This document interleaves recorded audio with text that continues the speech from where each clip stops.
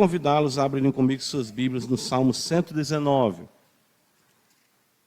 Salmo de número 119. Nós vamos dar continuidade à nossa série de sermões nesse salmo. Versículo de número 17. Nós iremos prosseguir com a exposição desse versículo. De fato, eu vou ler com os irmãos do 17 até o verso de número 24, para nós já nos familiarizarmos com essa terceira sessão do Salmo. Lembrando que são 22 sessões, o Salmo 119, com 8 versículos cada uma. Diz-nos assim a palavra do Senhor: seja generoso para com o teu servo, para que eu viva e observe a tua palavra.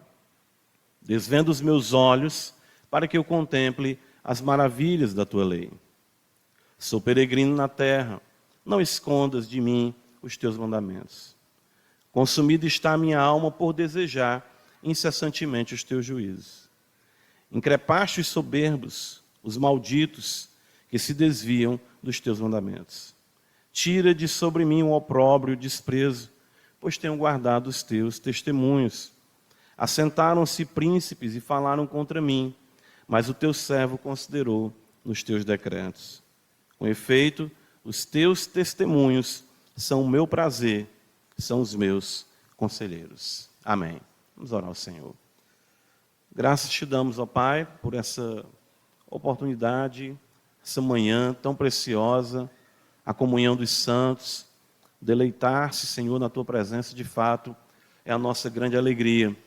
A vida de cada irmão e irmã aqui, Senhor, todos nós que estamos aqui, de fato, queremos oferecer a Ti um culto racional, dedicarmos nossas vidas no Teu altar, em devoção, em compreensão das verdades benditas, no constrangimento em nosso coração, o enternecimento de nossa alma, para que a cada dia, Senhor, por amor, vivamos para a Tua glória e o Teu louvor. Abençoa a Tua igreja aqui em Parquelândia, cada vez mais prevaleça a Tua vontade sobre nossas vidas, bem como em todo lugar, em toda a terra, que se invoca o Teu nome com sinceridade, de acordo com as Escrituras. Louvamos o Senhor e pedimos, ó Pai, que nessa manhã Tu seja conosco, para juntos aprendermos mais da Tua palavra em Jesus Cristo. Amém. Irmãos, nós iniciamos na semana passada a segunda sessão do Salmo 119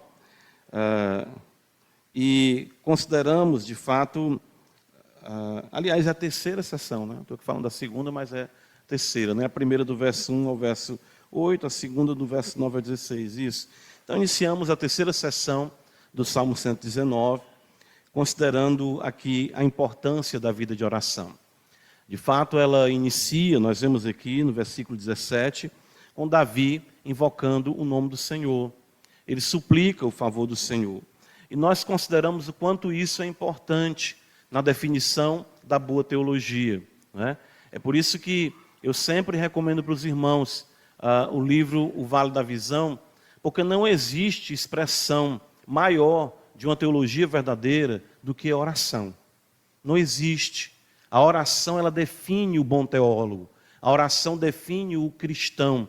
A oração define a vida nova no homem e na mulher que são resgatados por Deus. Primeira coisa que um homem e uma mulher que são resgatados por Deus, eles são levados a fazer é invocar o nome do Senhor. Isso está escrito. Paulo fala em Romanos, capítulo 10, que todo aquele que invocar o nome do Senhor será salvo. Nós somos salvos quando oramos a primeira vez. Ou seja, como resultado da vida de Deus na vida do homem. Então o salmista aqui, ponderando na grandeza das Escrituras, ponderando nas dificuldades que ele enfrenta no seu dia a dia, ele se dirige a Deus. Porque ele sabe que uma vida sem oração é uma vida de fato árida, é uma vida difícil, é uma vida dura. Quando nós não levamos os nossos problemas a Deus em oração, nós começamos quase que a implodir, começamos a sofrer muito, porque pensamos que podemos conduzir nossas vidas sem a direção e a graça de Deus. O salmista, então, ele em sua leitura bíblica, ele é levado à devoção e ele ora ao Senhor. E ele considera, claro, essa vida de oração na perspectiva de quem Deus é. Por isso que ele diz no versículo 17, seja generoso para com o teu servo. Então Davi considera a bondade de Deus. Ele sabe que Deus é bondoso, que Deus é generoso, que Deus é pródigo em abençoar. Por isso que ele se volta para Deus. Toda visão que nós projetamos em Deus, dura, implacável, inflexível, não retrata o evangelho da graça de Deus. Nós aprendemos, de fato, pelo evangelho, que Jesus nos ensina que ele é manso e humilde de coração. Então, muitas vezes, nós nos afastamos de Deus por uma visão errônea que nós projetamos no Senhor, uma visão mesquinha. Então, nós achamos que Deus não ouve a nossa oração, ou que Deus não está preocupado conosco, ou que nós somos muito pecadores para Deus ouvir a nossa voz. Mas o que nós aprendemos, o salmista nos ensina, é que nós temos um trono de graça à nossa disposição. Além de considerar a singularidade do nosso Deus, o salmista também se apresenta como servo do Senhor. Nós vimos isso no domingo passado. Veja, ele diz, seja generoso para com o teu servo. Né? Seja generoso para com o teu servo. Então, isso é identitário, como nós falamos. Nós nos dirigimos a Deus com a convicção de pertencermos ao Senhor. Isso evoca para nós responsabilidade, porque não somos mais de nós mesmos. Ou seja, nós pertencemos àquele que nos comprou pelo sangue de seu Filho, e também evoca para nós consolo, porque sabemos que Deus, ele cuida dos seus servos.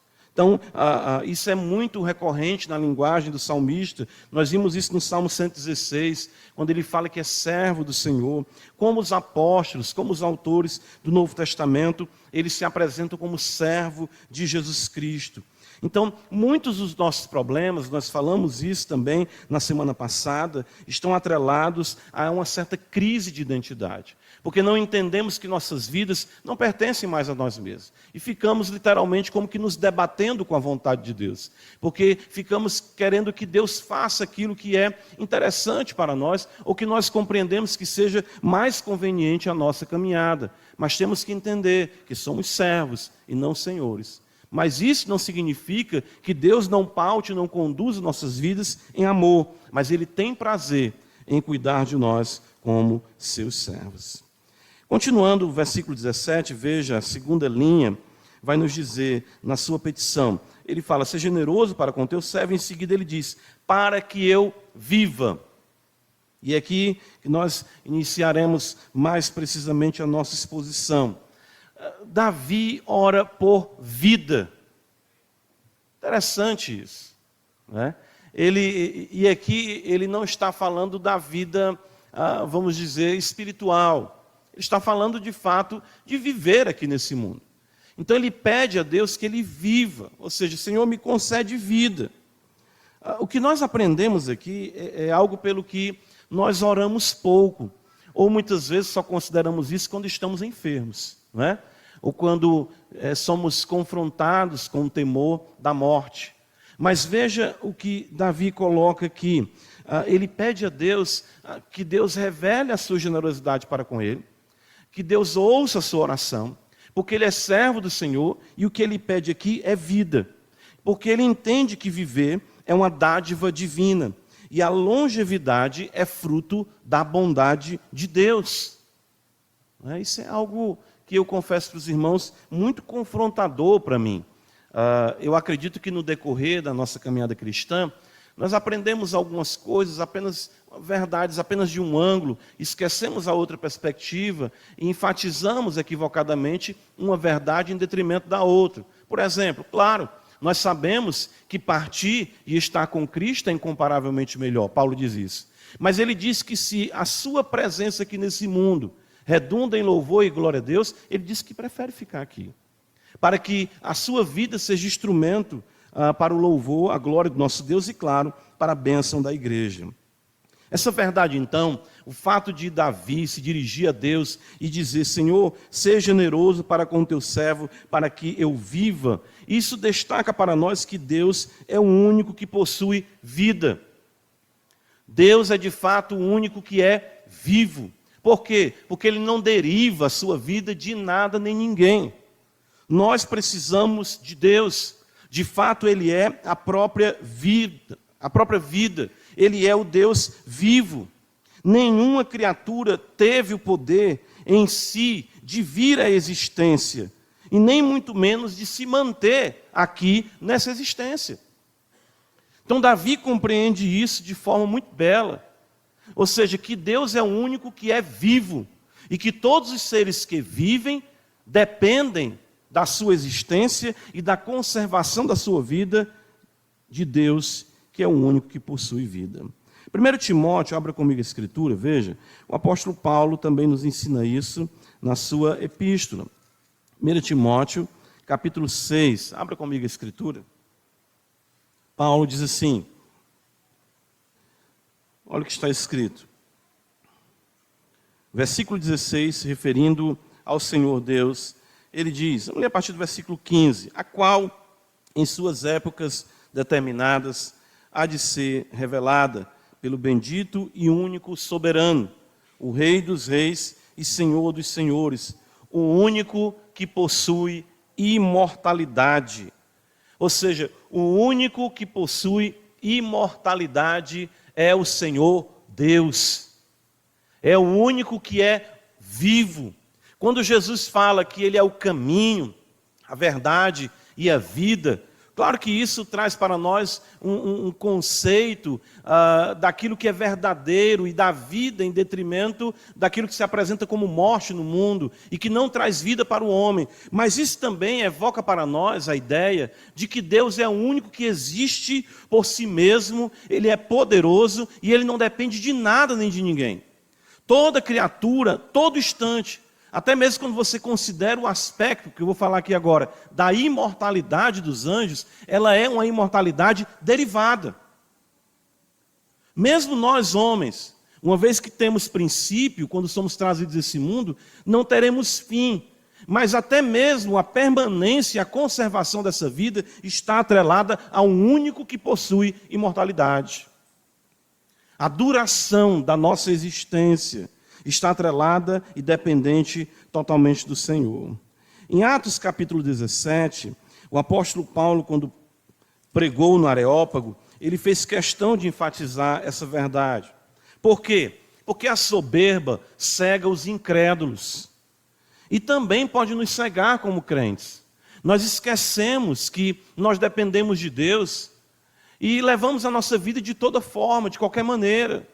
Quando Tiago vai dizer que a atitude que nós temos muitas vezes de fazermos projetos, de estabelecermos planos, de dizermos que vamos a tal cidade ano que vem, vamos negociar, vamos agir dessa forma, Tiago diz que tal atitude é soberba, porque não considera a fragilidade da vida e a dependência de Deus que devemos ter. Tanto que ele diz, vocês devem dizer, se essa for a vontade de Deus, se Deus quiser.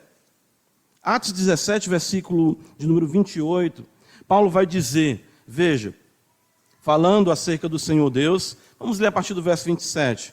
Para buscarem a Deus, se porventura, tateando, o possam achar, bem que não está longe de cada um de nós, pois nele, nós o quê? Vivemos. O que mais? Nos movemos e existimos. Toda a nossa vida é uma dádiva de Deus. Cada manhã, cada respirar, cada movimento dependem única e exclusivamente do Senhor. Nós esquecemos disso. Quando nós enfrentamos alguma enfermidade, né, ou quando algum órgão do nosso corpo, né, enfim, por conta da corrupção inerente ao nosso corpo ainda caído, ele nos lembra de que ele está ali, né, quando o órgão começa a se tornar perceptível porque ele está doente. Né? Dr. Lloyd Jones, como médico, ele usou isso até como ilustração, destacando a saúde dos membros da igreja. Um membro está saudável quando ele não se destaca. Quando ele se destaca é porque ele está com alguma anomalia. E ele fala isso tendo como metáfora a sua experiência médica, clínica. Então ele diz assim, o que nós vemos aqui, nós muitas vezes ignoramos tudo o que acontece no nosso organismo. Né? Como isso é maravilhoso, o fato de cada respirar, o bombear de cada, enfim, do nosso sangue, o nosso cérebro, todos os nossos sistemas que aqui são tão complexos, todos eles são mantidos por Deus. Às vezes nós temos a ideia de um deísmo existencial. Como assim? Nós pensamos que Deus nos criou como uma máquina perfeita e nos colocou ali e deu corda e pronto. Isso funciona, claro, por ordem dele, por palavra dele, mas ele não está ali. Não é isso que Paulo diz. Paulo diz que nele nós vivemos, nos movemos e existimos. Cada piscar de olho seu é expressão do poder de Deus. Davi sabia disso. Ele entendeu isso. Ele disse: Senhor, seja generoso para com o teu servo, para que eu viva. Você já agradeceu a Deus pelo funcionamento dos seus órgãos, né? Você já agradeceu a Deus pelo funcionamento do seu sistema digestivo, enfim, respiratório? Senhor, muito obrigado. Quando a gente quando a gente enfrenta problemas, né, de saúde, quando a gente visita algum enfermo, quando a gente considera os pedidos de oração dos irmãos por enfermidade, você vai rapaz, é um detalhe que muda a nossa vida. Um detalhe. E tudo isso, o que o apóstolo Paulo está destacando para nós, e Davi, na sua oração, pede ao Senhor, é para que eu viva. Isso nos ensina, irmãos, que viver é um privilégio. A nossa estadia aqui procede do amor e propósito divinos. Nós devemos buscar na vida, ou seja, em Deus, a vida. E aqui eu acho que, eu entendo que é algo muito pertinente e que foi instrução para mim, que eu compartilho com os irmãos. E não nos tornarmos pessimistas e questionadores amargos da nossa existência. Ou seja, o que acontece é o seguinte, enquanto isso abre comigo sobre no Salmo 34, nós entendemos as verdades do Evangelho e nós começamos a considerar o quão mal é esse mundo. E nós assumimos uma postura muito pessimista. Eu falo isso considerando a minha experiência mesmo cristã. Então, nós olhamos para tudo à nossa volta e vemos problemas em nossa casa, porque nós somos pecadores. Nós vemos problemas dentro de nós mesmos e nós ficamos sofrendo. O crente genuíno, ele se percebe cada vez mais deslocado desse mundo. Então, ele começa a enxergar e a perceber aquilo que outrora ele não percebia. Quão desgastante esse mundo, quão enfadonho esse mundo. Eclesiastes vai dizer muito isso para nós, né? Que tudo debaixo do sol é vaidade. Claro que Eclesiastes destaca isso para que não nos apeguemos a essa esfera, mas entendamos ela como um meio para um fim maior, que é temer a Deus e guardar os seus mandamentos. Mas nós começamos a dizer assim, essa vida é muito ruim. E às vezes até oramos, Senhor, me tira desse mundo. Senhor, eu não quero ficar mais aqui. Eu não suporto mais. Eu não aguento mais. Essa é uma atitude pessimista, equivocada nossa. Davi ora para que ele viva mais. Ele diz, Senhor, seja generoso para com o teu servo, para que eu viva. Veja o Salmo 34, ele vai destacar aqui algo muito importante. Ele diz assim, no versículo 12, quem é o homem que ama a vida e quer longevidade para ver o quê? O bem. Você tem que fazer um projeto de vida para a sua espiritualidade, a longo prazo. Você tem que dizer assim, Senhor, eu quero viver muitos anos, eu quero ler a Tua palavra muitas vezes, eu quero orar muito, quero ler bons livros, quero falar da Tua glória, quero ser uma luz nesse mundo de trevas. Eu quero longevidade para ver o bem, não longevidade para curtir o mundo apenas. Isso tem o seu aspecto legítimo. Sua paternidade, sua maternidade, seus estudos, seu trabalho, enfim, etc. Tantas coisas boas Deus nos deixou nessa vida. Mas o que está acontecendo muitas vezes nesse mundo de tanta ansiedade e de tanta depressão, está atrelado a isso. A não entender a vida como uma dádiva, mas como um fardo. Não é isso que está acontecendo? Por quê? Porque as pessoas não conseguem enxergar que o fato de existirem, de se moverem, de pensarem, de agirem, tudo isso procede da boa mão de Deus. Salmo 37, eu preguei nesse versículo na quarta-feira, aqui na igreja, em nossa reunião de oração, e olha o que ele nos diz no versículo, Salmo 37, versículo número 3. Esse salmo vai enfatizar muito a maldade dos perversos e a crise do fiel em lidar com isso. Então, ele vai falar, não te indignes por causa dos malfeitores. Ele fala que o perverso cresce como o cedro do Líbano, violência, morte, etc. Tantos males, dos quais você foi até vítima já. Mas olha o que Deus fala para o salmista, né? No caso aqui, Davi recebe isso do Senhor, e eu considerei isso aqui na quarta-feira com os irmãos. Confia no Senhor.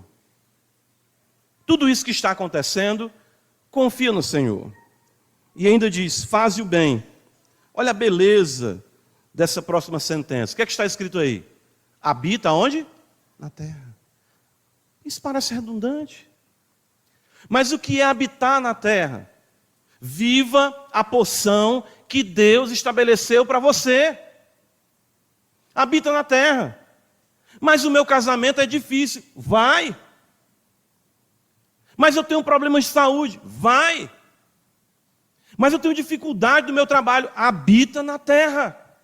Eu tenho dificuldades na igreja. Habita na terra. Nós vamos ficar aqui até o dia que Deus quiser. Habita na terra. Cumpre os teus deveres legítimos estabelecidos pelo Senhor. Habita na terra. Eu confesso para os irmãos que é muito mais fácil para mim também ter essa atitude, vamos dizer assim, de escape. Lembrando aqui de um fato que aconteceu comigo. Enquanto eu estava em Romanos 14, eu me lembro que quando ainda numa visão em que eu acreditava, não vou entrar, só um parênteses, sabe? Que eu acreditava numa vinda de Cristo secreta, né? Que a gente, no contexto teológico, fala de pré-tribulacionismo, que Cristo vem antes da tribulação e a igreja some, né? E antes, quando meu sistema escatológico estava alinhado com isso, a minha expectativa é, vem Jesus, né? Ou seja, eu quero sair daqui, eu não aguento mais, se Jesus vier, acaba todo o meu sofrimento, acaba tudo que está acontecendo aqui, vem Senhor. Claro, a expectativa da vinda do Senhor, ela vai pontuar essas crises, esses dilemas, esses males. Aí, certa feita, eu conversando com um irmão, que no bom sentido ele me perturbou, né? Ele me fez enxergar, dentro do contexto bíblico, que Cristo virá com sinais, nós vemos Paulo falar em 2 Tessalonicenses capítulo 2, e que ele virá após um período de grande aflição, chamado de grande tribulação. E eu disse assim, mas eu falei para ele, como é que tu vive sem a esperança de sair daqui a qualquer momento? Aí ele falou assim para mim, eu lembro disso ainda, não era pastor ainda, ele disse, André, a vinda de Cristo para mim não é uma fuga dos problemas. A vinda de Cristo para mim é o cumprimento de uma esperança. Eu podia ter dormido sem essa. Ele disse para mim isso. Eu não espero Cristo para acabar com meus problemas. Eu espero Cristo porque eu amo Ele. É mesmo. Ó. Então nós ficamos, né, muitas vezes, eu quero que isso acabe, quero que isso termine. Habita na terra. Peça a Deus longevidade, porque os ímpios querem viver muito tempo para entregar os seus corpos a toda prática de dissolução. E nós, como justos, devemos entregar os nossos corpos como sacrifício agradável a Deus. Se nós sairmos daqui, onde estará o testemunho do Senhor? Interessante isso, né? Nós não pensamos nisso. Romanos 14, o apóstolo Paulo vai dizer no versículo 8, porque se vivemos para o Senhor o quê? Vivemos. Considere isso dessa forma agora. Você não vive para si. Paulo vai dizer, se morremos, para o Senhor morremos. Quer pois vivamos ou morramos, somos de quem? Do Senhor. Foi precisamente para esse fim que Cristo morreu e ressurgiu, para ser Senhor tanto de mortos como de vivos. O senhorio de Cristo, o domínio de Cristo se dá na extensão da sua vida. Então aprendi a orar e pedindo a Deus para eu viver mais. Sim, eu quero viver desse jeito, eu quero viver. Sabemos, irmãos, que viver nesse mundo caído não é fácil. Não é fácil. Todo dia eu tenho uma razão para não querer ficar aqui. Porém, mesmo ante a queda, o Senhor tem prazer em nossa vida aqui para o louvor da sua glória. Sendo assim, nós não devemos achar a nossa vida um fardo, mas um privilégio de nele vivermos para ele. Então peça a Deus vida e viva para ele. Não reclame da vida, irmão. Isso é uma coisa que nós precisamos entender. E pedir ao Senhor, não quero reclamar da vida. Isso ofende ao autor da vida. E eu digo aqui essa manhã, vida longa aos crentes que vivem para a glória de Deus. Amém? Então nós temos que dizer assim, vida longa. Viva, irmãos. Viva. Eu me lembro que a gente se torna tão legalista com as coisas, né? Todos nós passamos por isso. Esse besouro do legalismo é um bicho nojento, perturba a gente a vida toda. Às vezes diz, irmão, muitos anos de vida. Não quero muitos anos de vida, não quero ir para o céu. Ó, a espiritualidade, né? Não. Muitos anos de vida, eu quero ir embora, meu irmão. Pois hoje em dia eu quero viver muito. Eu quero que Deus me ajude a viver muito, lendo a sua palavra, orando, na comunhão dos santos, para a glória do seu nome. Para nós concluirmos, volta para o Salmo 119, e perceba que ele, claro, pede vida com um propósito. Ele vai dizer, né? Olha, ficou o título do livro, sem intenção, viu? Ele pede vida com propósito. Esse livro não, viu? Ele diz, seja generoso para com o teu servo, para que eu viva, claro, e observe a tua palavra. Aqui é que está a diferença. Então, é uma vida que, de fato, vale a pena ser vivida.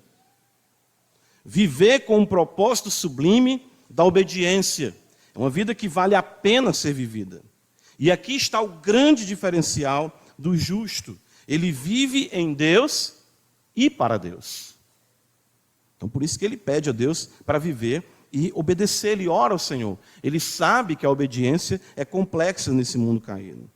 De fato, o deleite do salmista é na palavra de Deus. Salmo 119, veja o versículo 97. Ele vai dizer, quanto amo a tua lei. Um dos versículos mais belos.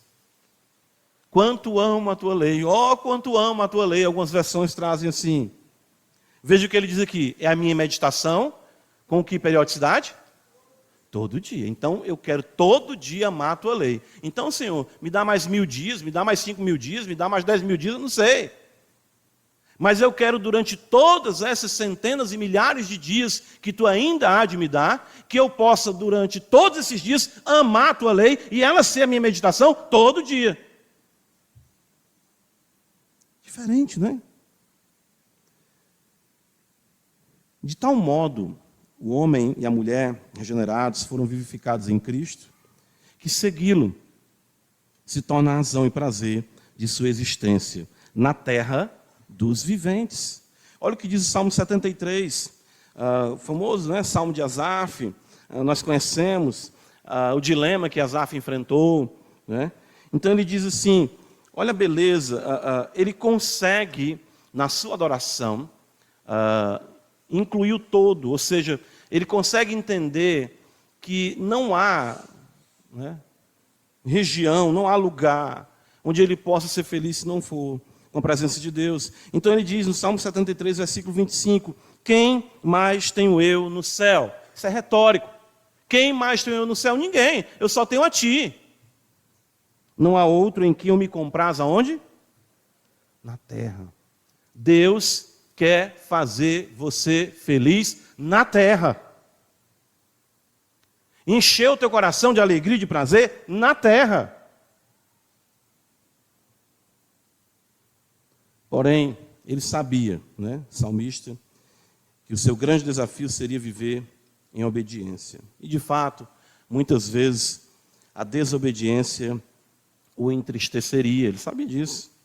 Razão pela qual ele clamará ao Senhor, de fato, ele clama ao Senhor para servi-lo, ou seja, o Senhor Deus, com mais afinco. É por isso que ele ora. Então, a gente vive, né, são paradoxos, né, da vida cristã.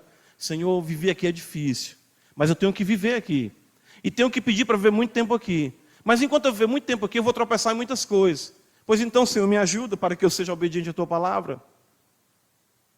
A gente tem essa questão assim, não, minha vida não é lá essas coisas, não. Se eu for me embora, eu faço um favor para a humanidade, né? Faça um favor. Não.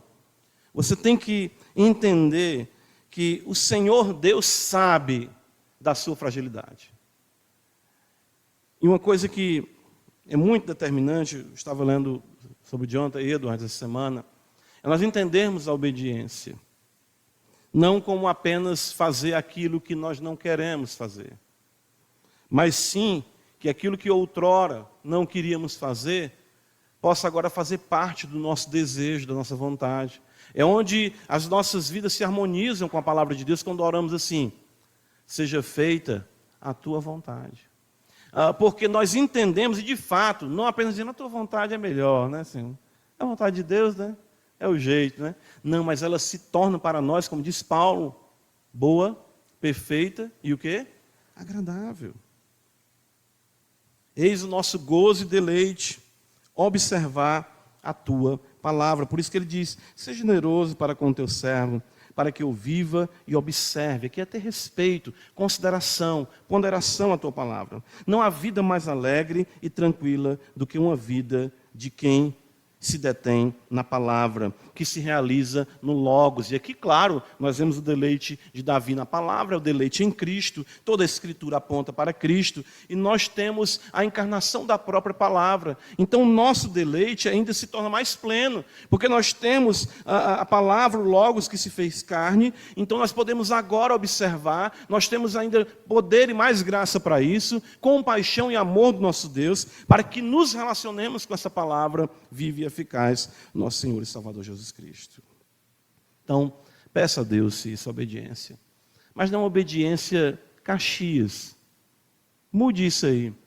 Peça a Deus que mude isso no seu coração. Não é obedecer porque, né, chega assim um pai e a mãe, você chega para o filho, né, fala: abra do olho. Você abra do olho. Embora a gente saiba que isso também é um cuidado paterno, materno, mas não é aquela questão assim: cuidado, o irmão chega para o outro: vigia não, irmão, para tu ver se Deus não te pega. Já ouviram isso aí?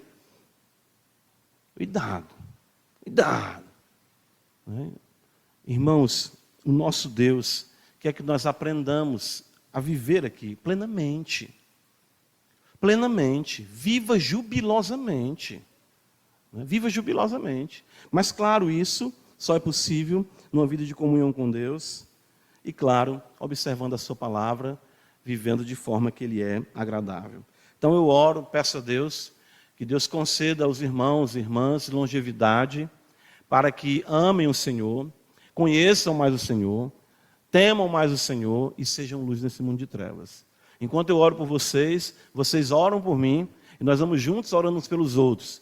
E vamos aqui, né, com os nossos cabelos, né, embranquecendo para a glória de Deus e vivendo quanto o Senhor nos conceder, de modo que Ele seja agradável. Amém?